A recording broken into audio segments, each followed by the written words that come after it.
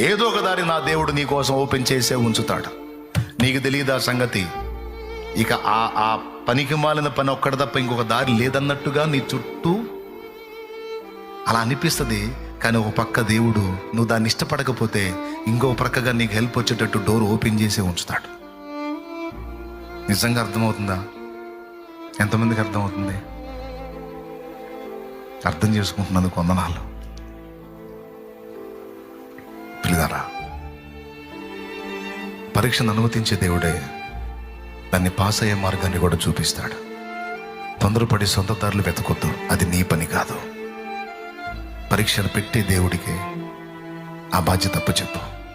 దారి చూపించే పని కూడా నీదే ప్రభువా. ఎంత పరీక్షకైనా నన్ను అనుమతించు, కానీ పాస్ అయ్యే మార్గాన్ని నువ్వే చూపించు. నేను తెలివి తక్కువ వాడిని, తెలివి తక్కువ దాన్ని. నేను నీ మీదే అనుకుంటున్నాను ప్రభువా.